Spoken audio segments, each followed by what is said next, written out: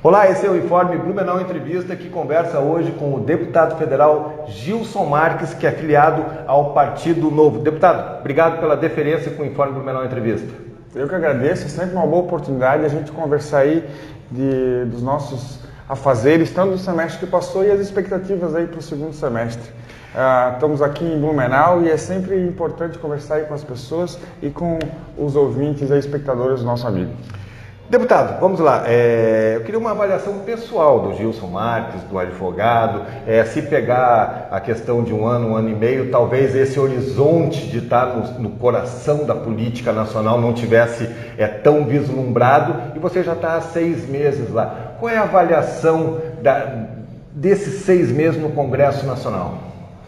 Na verdade, a expectativa é muito boa, porque no início do mandato a gente sempre imaginava que o nosso projeto era de longo prazo.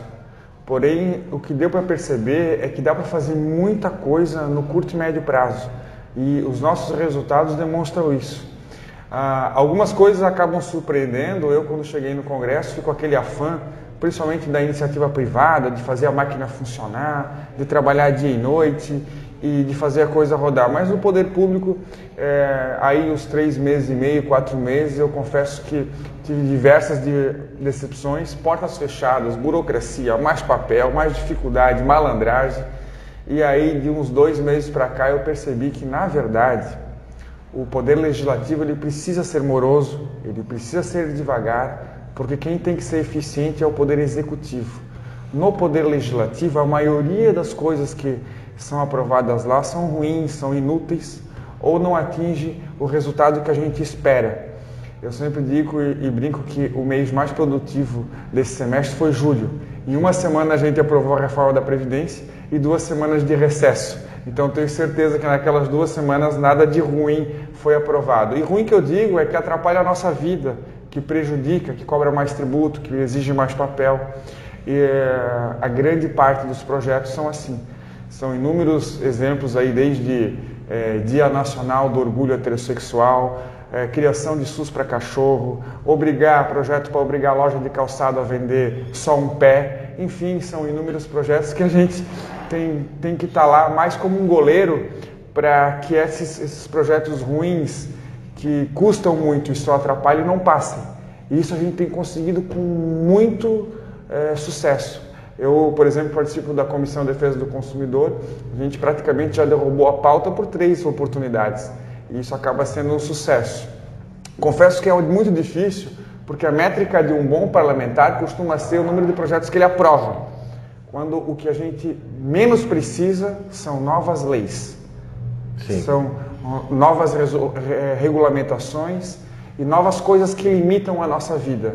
Então, o movimento deve ser inverso. A gente precisa revogar e facilitar a vida aí do empreendedor, do trabalhador e das pessoas como um todo, com menos Estado, regulando e proibindo e obrigando todo mundo a qualquer coisa, porque um político ou um burocrata acha aquilo certo. O grande debate, você falou, que pautou esse primeiro semestre lá na Câmara, que acabou sendo aprovado rapidamente, mas ainda precisa da segunda votação para o Senado, foi a questão da reforma da Previdência. Como é que você vê esse processo? O Partido Novo foi o único que manteve uma coerência de atuação. A verdade eu sempre digo que muitas das coisas que a gente precisa fazer são impopulares. E esse é um assunto que precisa ter coragem. Então, desde a época de campanha, aliás, até antes disso, a gente sempre falou que a reforma era necessária. Até nem importa ser contra ou a favor, porque isso é relevante dentro de um ambiente que nós temos que discutir se ela é necessária ou não. Então, veja bem, a gente compromete aí 52% do orçamento federal para pagar a Previdência hoje. Em 2026, nós vamos alcançar 80%. Em 15 anos, mais de 100%. Então, falar que você não quer a reforma da Previdência, você automaticamente deveria responder da onde você vai tirar o dinheiro. Se vai ser da saúde, se vai ser da segurança, se vai ser da educação. Então, a verdade é o seguinte, em 1960, nascia 6,3 filhos por casal. Hoje, nós estamos aí com menos de 2. Então, não tem mais força de trabalho, ainda mais trabalho formal, que sustente o pagamento de um aposentado. E, por outro lado, a sobrevida também aumenta. Hoje nós aí pulamos para 82 anos a expectativa de sobrevida para o homem e 84 anos para a mulher. Então a gente tem uma evolução histórica que até é positiva, que a gente precisa adequar receita e despesa. Então essa reforma ela não é espetacular, ela não é sensacional. Nós mesmos votamos contra, por exemplo, nos destaques da reforma, porém ela é uma situação muito melhor do que nós temos hoje. Então a gente aí avançou alguns degraus, da economia prevista por Paulo Guedes em torno de 1 tri, nós conseguimos chegar a 750, conforme o estudo IFI, e então ela ainda vai continuar deficitária, porém assim a expectativa é que nos próximos anos a gente consiga pelo menos tirar aí o nariz para fora da água e começar a girar a economia novamente. Uma das críticas é a falta da inclusão, né, dos municípios e estados nessa reforma, mas há essa possibilidade ainda de isso ser pautado no parlamento? Na Câmara de Deputados, o único partido que apresentou esse destaque, que insistiu para essa inclusão, foi o Partido Novo. Eram 15 destaques, esse era o nosso, porém no dia da votação teve uma movimentação muito grande dos outros parlamentares que não gostaram desse nosso destaque, inclusive não aceitaram até discutir ele, porque ele é extremamente impopular, principalmente para os estados do Nordeste. E isso nos preocupou muito, porque deu a entender de que prejudicaria inclusive a votação positiva da reforma. Se não isso, com certeza o prazo, porque precisaríamos discutir o mais rápido para votar aí antes do recesso. Então, considerando isso e pelo risco da não aprovação, seja do destaque como da reforma, nós costuramos um acordo, o acordo ficou bom e era o possível a se fazer. Essa inclusão vai ser feita no Senado Federal, em apartado a PEC 6, conforme ela já foi aprovada na Câmara de Deputados, então não prejudica o andamento. Imediatamente vai ser criada uma comissão especial na Câmara de Deputados, onde vai ser incluído e discutido a inclusão dos municípios e estados. Então deve acontecer aí já ainda durante esse segundo semestre a discussão sobre essa inclusão ou não. Nossa posição é de que se a reforma é para todo mundo, ela tem que ser para todos os setores, todas as profissões, todos os territórios e também todos os entes da federação, Estado, município e União. O que deve pautar, passada a reforma da Previdência, ainda precisa fazer esse ajuste, mas qual é o debate necessário que precisa ser feito nesse segundo semestre no Congresso Nacional? Essa pergunta é muito boa porque nós estamos falando das coisas inúteis, né? Por exemplo, antes de votar a Previdência foi aprovada a inversão de pauta, a inclusão de pauta da vaquejada. Não estou dizendo que é um assunto que não deve ser discutido, mas é óbvio que a reforma da Previdência ela é prioritária. Se o Congresso optar para nós resolvermos as coisas que são urgentes e prioritárias, a sequência é a reforma tributária, que já foi aprovada a do API, que na verdade é só uma substituição tributária na CCJ, tem a do Rauli, que está pendente, que institui o projeto do IVA, e deve vir a do Paulo Guedes, que aglutina o que é melhor das três no mesmo momento. Então essa é a sequência. Logo após, ou até concomitante, eu espero, deve vir a revisão do Pacto Federativo e após aí a reforma política. Então essa é a sequência. Se isso for possível após a reforma previdenciária, é um grande caminho aí a ser seguido, talvez a metade, para a gente conseguir o que se espera. E se isso a gente conseguir nos próximos 2 anos, eu vou estar muito, muito feliz mesmo. Deputado, ao longo da história aqui de Santa Catarina e do Brasil afora, a relação que se estabelece muito de prefeitos, vereadores com os deputados federais é uma relação de troca por emendas parlamentares no bom sentido, é uma relação que eles vão em Brasília, gostam de conversar com os deputados, gostam que eles sejam recebidos no gabinete. Como é que tem sido essa tua atuação e como é que é a tua opinião com relação às emendas parlamentares que, não estou entrando no mérito se bom ou não, mas sempre foi motivo de muita busca principalmente pelos gestores municipais, para tentar sanear, aí, resolver algumas pendências dos municípios? É assim, ó, primeiro que nós somos contra as emendas parlamentares. O dinheiro tem que ficar em Blumenau e não ser retirado de Blumenau, ir para Brasília e nós esperarmos que um político ou um parlamentar saiba o que é melhor e devolva aquele dinheiro. Então veja só, Santa Catarina tem 295 municípios, várias entidades, várias associações. Existe a possibilidade de alguém saber qual é o problema daquela comunidade, quanto custa, qual é o orçamento, qual é a solução? Não tem. Então a grande verdade é que as emendas parlamentares, em regra, são usadas como chantagem em época eleitoral. E o sistema também ele é muito ruim, porque todos esses municípios, todas essas associações, todos esses vereadores têm por hábito pegar dinheiro público para pagar passagem aérea, hotel, frigobar, para tirar tempo dele e do parlamentar em gabinete para justificar essas emendas ou oferecer coisas que eu considero imoral. Então, não é inteligente fazer isso. Como todo deputado tem o mesmo valor de emendas, nós resolvemos fazer essa escolha e essa triagem de forma técnica. Então, nós criamos um edital, está lá no meu site, gilsonmarques30.com.br/sem barganha, onde a pessoa vai apresentar o projeto, quanto custa, por que precisa, qual o número de pessoas atingidas. Nós vamos avaliar a gestão, se há transparência ou não, a aplicação desse recurso, fiscalizar, enfim, justamente para nós termos uma triagem não eleitoreira, para nós termos a certeza, ou pelo menos se esforçar para isso, que aquele valor vai ser bem aplicado, sem precisar de que todo mundo vai ter esse gasto enorme, essa perca de tempo enorme, para ir lá entregar papel e tirar foto com o deputado, porque isso tudo é feito numa plataforma online. Inclusive, se você tiver interesse de apresentar o projeto ou tiver alguma entidade que tenha esse interesse ou precise, é só fazer o cadastro lá e que vai ser feita uma análise de todos eles.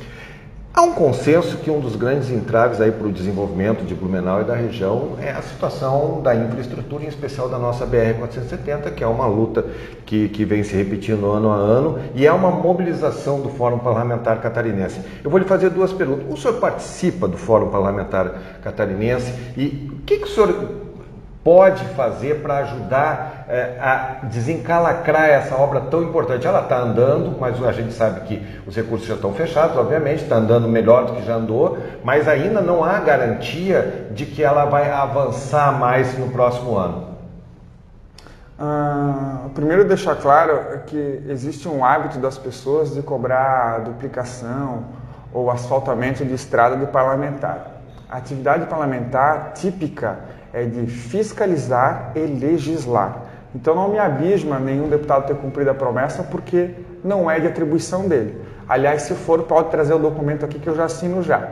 Então, esse é o primeiro ponto. Qual é a minha obrigação?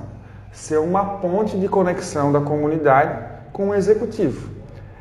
Essa consciência eu tenho, tanto que a gente já se empenhou nessa duplicação, até inclusive antes de ter assumido o cargo. Então eu fiz reunião com o DENIT, já fui no Ministério da Infraestrutura, nós já mandamos ofício, já solicitamos novamente, já fui em loco, aliás fiquei 4 horas na fila lá.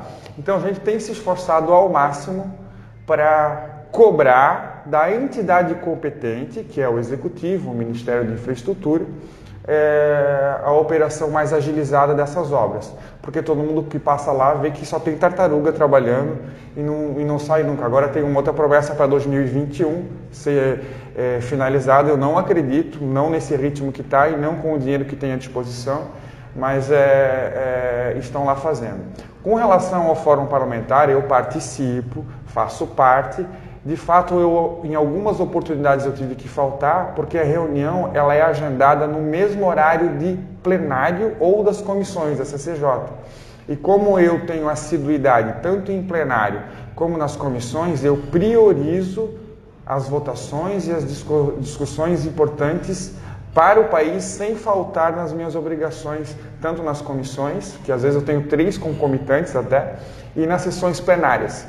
Porque nossa bancada é pequena e às vezes tem votações muito importantes para o futuro do país. Por exemplo, a lei de licitações. Você precisa fazer encaminhamento de votos e tal. E não faz sentido eu sair para fazer a reunião do Fórum Parlamentar. Muitas das vezes, nessas vezes que eu não fui, talvez foi umas 2 ou 3, a gente encaminha um assessor que participa da agenda e repassa para nós. Uma outra coisa é que nem sempre eu acho produtivo as reuniões, porque diversas reuniões você faz para coletar informações ou até para marcar a próxima reunião. Então, a nossa vida, como é muito proativa, a gente precisa escalar prioridades. Otimizar. Isso. Bom, para encerrar, tem 2 perguntas, rapidamente. Uma avaliação do presidente Bolsonaro, do governador Carlos Miguel. São 2 propostas novas, né? O Bolsonaro, ele tem dado algumas escorregadas. Acho que não é relevante num contexto econômico geral e de gestão. A mídia costuma gostar de filmar e de falar das tretas. Porque ele criticou lá o presidente da OAB. Eu concorde ou não, percebe que isso não tem nada a ver com a gestão de país, não é o que vai resolver o problema ou não. Mas quem fala é ele? Pois quem fala é ele. Então, isso, por ele falar, acaba causando mídia, mas o fato dele falar ou não deveria prejudicar a gestão pública.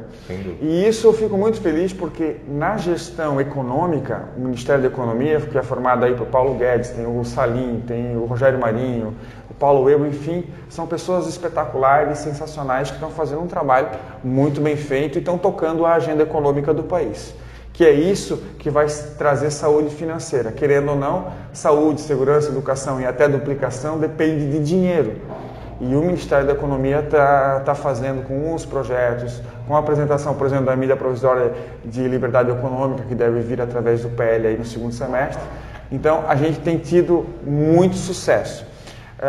A postura do Bolsonaro, ela acaba comprometendo, apesar de várias pessoas gostando ou não, mas é uma verruguinha no pé. Então a gente tem que relevar isso e perceber num contexto. Sem contar de que muitas das coisas ruins que aconteciam em outros governos, agora como não acontece, também não é divulgado. Por exemplo, em governos passados, 6 meses de primeiro mandato, já tinha sido enviado bilhões de reais a outros países. Essa torneira, por exemplo, fechou. Então, só em se saber de que está tentando se recuperar, pagar a conta do boleto que veio de empréstimos passados e fazer com que o empreendedorismo, a geração de riqueza, a facilitação do negócio, a privatização de empresas, a diminuição do Estado, é um mote desse novo governo. Então, tem sido muito positivo aí nessa nossa balança. Carlos Moisés? O Carlos Moisés ele tem um desafio talvez muito maior, porque a quantidade de recursos aí que o Estado de Santa Catarina tem é muito pequeno. O Estado de Santa Catarina é roubado, né, pelo governo federal, menos de 20%, se contar estados e municípios, que volta na forma de tributos. Tanto um partido como ele mesmo, sem experiência de gestão pública, então ele aí está tentando, através de uma equipe técnica, compensar isso aí também, mas é muito cedo, eles ficaram 2 ou 3 meses organizando a casa, agora passaram mais uns 3 meses, a expectativa é que para o 2º semestre melhore também. Agora sim, para encerrar, qual é o futuro do Partido Novo aqui em Santa Catarina? Vai ser o primeiro processo eleitoral municipal dele aqui, com mais organizado, com um representante em Brasília. O que o Novo pretende para 2020? O Novo é um projeto diferente. A gente sempre disse que ele é o mais difícil, porque ele não usa fundo eleitoral, não usa fundo partidário, não se preocupa com o tempo de TV, não faz coligação, mas porém ele é o melhor, ele é o mais honesto, justamente por esses. A gente faz um processo seletivo para todos os candidatos. Então, a ideia do Novo é de que só vai lançar candidatos, só vai ter diretórios nos municípios onde tem uma plataforma robusta, onde tem pessoas empenhadas, admiradas e alinhadas, onde tem recursos próprios, onde o projeto realmente é viável. Porque como a gente não usa dinheiro público, nem um centavo, a gente não pode fazer o desperdício. E não pode também correr o risco de lançar candidato e talvez ganhar com alguém ruim, então é melhor que não tenha. Então o Partido Novo ele determinou diversos parâmetros para que as cidades que têm interesse respeitem eles ou atinjam. Então número de filiados, dinheiro em conta, pessoas alinhadas, que estão dispostas a fazer o processo seletivo, que são honestas, enfim, atingindo esses parâmetros, a cidade vai lançar candidatos. Então esse prazo se encerra em outubro para as cidades que atingiram já os requisitos mínimos. Blumenau está nesse contexto. Blumenau vai lançar candidato a prefeito e a vereadores e eu arrisco dizer que nós vamos minar aquela Câmara de Vereadores e com uma grande chance de ter um prefeito do Partido Novo Blumenau. Maravilha. Deputado federal Gilson Marques, obrigado pela deferência mais uma vez com a gente. Eu que agradeço, participem, acompanhem o site, Facebook, Instagram, entrem nas nossas plataformas de comunicação, tanto o /denuncie, o /desburocratize e agora o sem emenda. Se a política é de todo mundo, está na hora de todo mundo fazer parte. Conto com vocês, um grande abraço. Mais uma vez, muito obrigado. Esse é o Informe Blumenau Entrevista. Até a próxima.